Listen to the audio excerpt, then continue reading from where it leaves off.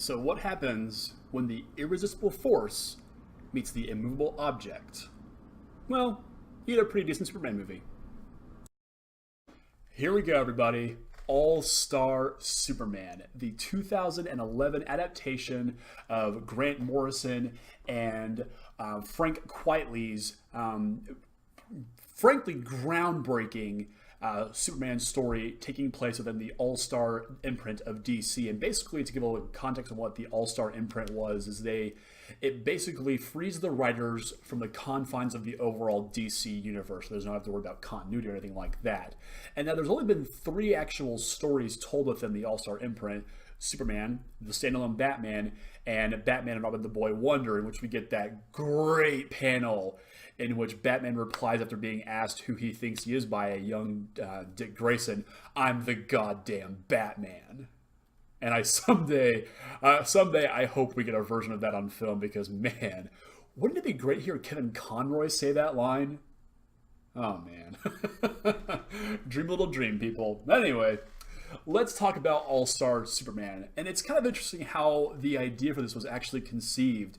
Morrison and Quitely were working on a new version of Superman for the All-Star imprint, and they kept hitting a wall, and they couldn't quite figure out how to brand or rebrand Superman for this story. And they were at Comic-Con one year, and they were walking outside of the convention hall, and they saw a guy in a Superman costume just kind of sitting on a bench with his with his leg up on the bench with him, kind of just perched there, hanging out, completely chill. And Morrison thought to himself, that's how Superman would sit. He wouldn't be, chest puffed out, trying to, fight the good fight at all times. When you're Superman, you can be kind of calm. You don't have to always be, on the job and saving the world. But when you need to, you can, because you're a Superman. You can do whatever you want. And he immediately thought of all these great ideas to tell what is, in his timeline at least, the last Superman story. And so let's get into the actual plot of this film. And it kicks off in space with a ship being piloted by Dr. Leo Quinton and his crew to basically study the sun. And it's sabotaged by Lex Luthor because he has genetically modified one of the crew to become a monster. And during the attack, Superman arrives, saves the ship, throws the monster out of the spacecraft, causing it to blow up, and a massive solar flare erupts and basically supercharges Superman with solar radiation. As we know, that's where he gets his powers. And so he manages to drag the spaceship back to their moon base. Yeah, this movie's weird because it has a moon base. By extending his own electromagnetic field around the spacecraft. And this is a brand new power. Superman has no idea what this has come from. And so when he's back on the moon base with the doctor, they're looking into it, and they realize that his body cannot metabolize the solar radiation that he's absorbed. And it's basically destroying his body on a subatomic level. And Superman realizes that he's dying. And he basically says, hey, doctor, don't tell anybody. I've got some work left to do. Just don't tell anybody. So in the meanwhile, Lex Luthor has been arrested again and taken him off to Stryker's Island, where they're going to execute him. He's being put on the death row for a crime against humanity, of which he is guilty of many. Flash forward a little bit, and Superman has revealed himself to Lois Lane. She, opened the shirt. Hey, I'm Superman. Of course, she doesn't believe him, because, what woman would believe that Clark Kent, the bumbling buffoon reporter, is actually the Man of Steel? So he takes her to the Fortress of Solitude. And it's just like, really? Way to make the rest of us look bad, Superman. We can't all fly out to an ice fortress to impress a lady. Dang it. So, and he basically reveals, that his trip to the sun has increased not only his strength, but his curiosity, his intellect. He's rebuilding the Titanic. He's making clothes like Kryptonian formalwear. He's just an all-around Renaissance man after his trip to the sun. And during the course of their little dinner date, Lois stumbles upon a room in which Superman was working on something, but he doesn't reveal what it is. And a chemical that she breathes in starts to make her paranoid. And in her delirious state, she thinks that Superman has brought her to the fortress to make her be the mother of a race of supermen. And to defend herself, she blasts him with a kryptonite laser, seemingly killing him. Except it doesn't, because After his trip to the sun, of course, he is now completely invulnerable to kryptonite. Of course. It's revealed that what he was actually working on was a birthday present for Lois, and it's a super power serum that will give her his powers for 24 hours. So we get this really great scene of them, going off and doing super things together. They fight off a, Subterraneosauri attack on Metropolis, led by the, one more time, Subterraneosauri Krull, they're lizard guys, that were set upon Metropolis by Samson and Atlas, who of course are more well known in classical Greek mythology, but are here as time-traveling sort of vagabonds in the DC universe. And basically what they have done, it's revealed that they have stolen the crown jewels of the Ultra Sphinx in order to impress Lois Lane, and they basically want to get Lois away from Superman. And Samson reveals that he knows Superman is dying. He shows him a newspaper that has a headline, Superman dead, on it. And he reveals to him that, hey, even though you're dying, it's been said, throughout the annals of history, that during your last days, you completed your greatest feats of your career as Superman. And lo and behold, first one's right behind us. The Ultra Sphinx shows up and basically locks Lois in a state of temporal flux, kind of a alive or dead Schrodinger's cat thing, because they stole the crown jewels, and says, if you can solve my riddle, I will let her go. If you can't, she's dead. And Samson's like, hey buddy, you're up. And the riddle is what happens when the irresistible force meets the immovable object. And of course, man deduces that the answer is to surrender. The Ultra Sphinx is, appeased by the answer and lets her go. So, at that point, Superman then defeats Atlas and Samson in a arm wrestling contest, and then they fly off to Atlantis to have a dinner party. Again, this movie is just all over the place, kinds of weird. Later on, Lex is met, now that he's on death row, met by Clark in the Clark Kent disguise to do one last interview. And we get a really great scene here in which Luthor reveals his hatred of Superman, his true hatred of Superman. Lex has had to work for everything. His physical strength, his mental intellect is not a gift of alien biophysiology. It is hard work, and in the shadow of Superman, it is all for naught. It is basically a joke, and it means nothing, because Superman can just do it better. And that just kills him. And so he reveals all of this to Clark. And in the meanwhile, they are attacked by the Parasite, the energy-sapping monster of Superman's rogues gallery. Clark stops without revealing his superpowers to anybody. And as a parting gift, Lex basically says, hey, here's your story. Superman's dying. I killed him. And despite me going to death row, I can die happy knowing that I outlived Superman. I'm the one who killed him. And that's where it's left off at. At this point, Clark meets up with Lois again, and he takes the bottled city of Kandor, which is something out of Superman mythology, was a city on Krypton that Brainiac shrunk down and kept in a bottle. And he decides to take it out into deep, deep space and let them live out their lives in deep space. And he's gone for 2 months at that point on this trip because, of course, he's getting old. He's dying and he's slowing down, and it's going to take a while. By the time he gets back, the city of Metropolis has been overrun by 2 Kryptonian astronauts, Bar-El and Lilo. There we go. Who followed Clark's trail of his spaceship's trail from Krypton on his journey to Earth. And they have started to take over the city, and they basically make fun of Superman for not enslaving the humans. And he's like, well, that's not our job here. We are here to be, symbols of, strength and compassion and, forgiveness and all kind, and, just being a good person. And they're like, screw that, bro. Bam. And they beat him up a little bit. It's then revealed that the route they took led them through the debris field of Krypton, in which there was tons of kryptonite in the atmosphere, and so they've been poisoned by it, and they are slowly dying. And Superman, in an act of compassion that completely confounds the 2 Kryptonian invaders, he's like, hey, I will try and save you. Even with my limited time, I'm going to save you. But and in the process, I'm going to lock you away in the Phantom Zone so that way you won't die. And should I ever find the cure for you, I can let you out and then cure you at that point. And of course, they're like, why would you do this? And forgiveness and all that good stuff. So after this is all said and done, Superman goes to set his affairs aside. And he's, writing in his journal, Superman's last will and testament. It's a pretty moving scene just talking about all of his adventures. In the meanwhile, Lex is now in the electric chair and survives somehow. And it's revealed that he managed to get Superman's super serum by hacking one of the robots that helps Superman out of the Fortress of Solitude. And so he's taken the serum and he now has Superman's powers for 24 hours. And survives it, and he's basically like, all right, game on, everybody, time to rule the Earth.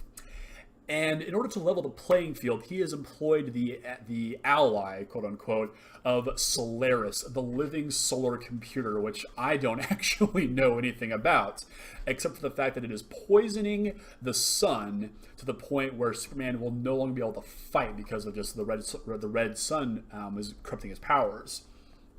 Superman flies off to face it with his robot army and his pet Sun Eater, which again, I'm not going to get into because I don't even know what a Sun Eater is, to defeat Solaris and blow him up.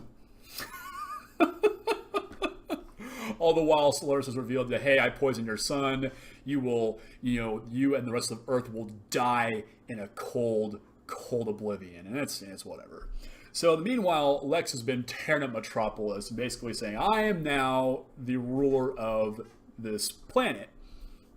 And he goes to the Daily Planet looking for Lois Lane. And before he arrives there, Clark has returned out of his Superman costume to deliver one last article in which he flips his laptop open and it reads the headline, Superman Dead. It's the headline from Samson, the Samson scene from earlier in the film. And Lex arrives, and Clark basically collapses on the ground. They think he's dead, but he manages to pull himself together at the last second and blast Lex with the gravity gun, which was in his armory of wonderful devices at the Fortress of Solitude, which basically is going to speed up Lex's internal clock and wear off the super serum much, much faster than normal. They've got one more fight in them, and it's a pretty good one here. Superman's on his last legs. Lex is just, I'm going to show you what I can really do. And it's not a fancy fight. It's not like a technically impressive, all kinds of cool, techniques like we might see in a Batman film. It's just fist-to-face, knocked out brawl. And it's really hard to watch just seeing Superman try and save the planet one more time. And it's at this point we get a really great scene. Lex basically taking advantage of all of his powers, begins to see the entire electromagnetic spectrum and basically is figuring out that he can solve Einstein's grand unification theory, which I do not have the time to go into or the technical knowledge to go into either. So basically, the long and short is, we're all connected and he can save the world, blah, blah, blah. And his plan is that with this power that he now has from Superman, he can make everybody see it and he can save the world. And Superman just says, Lex, if it mattered so much to you, you could have done it years ago. Why now? And Lex's powers are running out, of course, and so he goes for another vial of the super serum, in which Superman reveals that he's stolen, and he blows it up. And Lex is just crushed. Like, if it wasn't for you, I could have saved the world. Why did you have to do this? I could have done it, finally, to prove that I'm better than you. And just, it's, just a complete reversal of his, of his demeanor earlier. He wanted to show that he was living in the shadow of Superman for so long and couldn't beat him, but now that he has the power of Superman, he feels in the shadow of him. He's like, if I could have just beaten you. And in an earlier scene, Superman even went to Lex before he was executed and said, hey, we could have been friends. And Lex just blows him off. So it's a really kind of great way to see that Lex is finally seeing the light, so to speak. Lex is carted off to jail, and Superman says one last goodbye to Lois and then flies off into space, into the sun. and basically becomes pure energy and begins to repair the sun.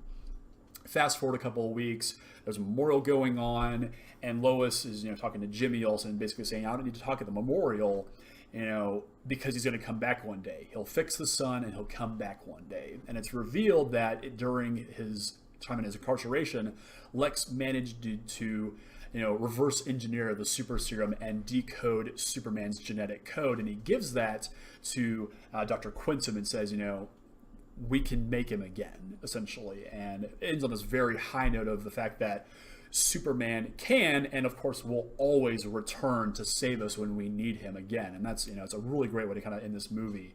The quintessential all-star Superman. He will always be there. And that's pretty much it. And if it sounds like I'm jumping around a little bit and leaving pieces out, I'm not actually. Unfortunately, for a comic that ran multiple issues, a film only running 76 minutes simply cannot encompass all of the content here. There's some really great scenes I wish we'd gotten to see. There's a moment where Superman goes to comfort, in the comics I should say, goes to comfort a girl who was about to jump off a building. She's suicidal, and her doctor wasn't able to get to their appointment today, and he basically puts his hands on her shoulders and says, you're stronger than you know. And it's a very quiet, very reserved moment, showing that Superman doesn't always have to be punching things and flying at Mach 72 and saving the world. He can just save one little girl's life by just being there for her and saying, you're stronger than I am, because you have to deal with this every day. I don't know if I could deal with this every day. And it's a really quiet, great scene. And I just wish there were more scenes like that. The scene where we actually do get to see Superman go to his adoptive father, Jonathan Kent's grave, and he meets his adoptive mother there. And of course he says, did you miss him? She says, of course, every day. And she doesn't know that he's dying, and it's just his last time to say goodbye to the adoptive family that he found on Earth. And it's, again, really quiet, really touching scene. And that's the biggest praise I can give this movie, is that it really shows the other side of Superman, the quiet, reserved nature of him. When he just wants to be with Lois, and not have to worry about saving the world. But unfortunately, there's a lot left out here. A lot of characters just show up and go away far too quickly. The 2 Kryptonian astronauts, the bit about Solaris, it just all comes and goes so quickly, and there's not enough development. There's too many threads that were in the actual comic that don't get touched on here, and I wish we could have gotten to see those. In a couple of weeks, we'll actually review the first, and as far as I know, the only 2-part DC animated film, and it makes me wonder, why didn't they break All-Star Superman into 2 parts? I'm sure there's a way they could have done that to really flesh out the rest of the story and really show us what the last great days of Superman actually looked like and see his greatest feats. And it's just unfortunate that we don't, because the parts of the movie that are great, like I mentioned, the quiet moments are really fantastic. The pure hatred that we see of Lex Luthor, and then the revelation that he has that it's all connected and he wish he could have just saved the world, is a great moment. Even the voice cast, I always talk about the voice casts. And while we don't have any returning actors except for John DiMaggio, who shows up in these things randomly as, person in background in coat A, we've got a brand new cast of talent here. James Denton plays Superman. Clark Kent, very, very quiet, very reserved. There's not a moment where he really yells or raises his voice, and it really plays well to this version of Superman. Christina Hendricks, Christina Hendricks as Lois Lane. She's sharp and witty and funny, and can really cut down Clark's nonsense when he's trying to just be a sweet guy around her, and even throws a few jabs at Superman when they are together. And the standout for this film really is Anthony LaPaglia, who plays this version of Lex Luthor. Again, the hatred that he has for Superman in his scene with Clark during their interview, and he just talks about how everything I do doesn't matter because I had to work for it, but it's not going to be as good as the idiot in the blue pajamas. And you can really tell that he has a true hatred for the Man of Steel. But then when he realizes that, I could have just solved it all, but I didn't, there's a real great dichotomy there that I really, really liked. But yeah, unfortunately, for all of its high points, it's drugged down far too often by characters that don't last long enough, story threads that go absolutely nowhere. You know, the whole Samson and Atlas thing just kind of comes and goes. And it really is kind of unfortunate because if you don't know a lot of Superman lore or if you haven't read the source material, you will actually not be aware of what's going on. Like, who is Solaris? What is a Sun Eater? Why does Superman have a cosmic anvil or a time telescope? None of these things actually make any sense outside the context of the actual book and the film, and that's really unfortunate. So it sucks that you would need to read something else or do a little bit of research before watching this. And so I definitely encourage you, if you are interested in the All-Star Superman story, read the book first, read the comic, and then watch this. And I think you'll get a lot more enjoyment out of it, like I have. But unfortunately, it's just not quite all the star. You see what I did there? But it's definitely not, you know, it's not as bad as things will get. There, of course, there are some truly atrocious DC movies coming up here in the next couple of weeks, but we'll worry about that and cross those bridges when we get to them.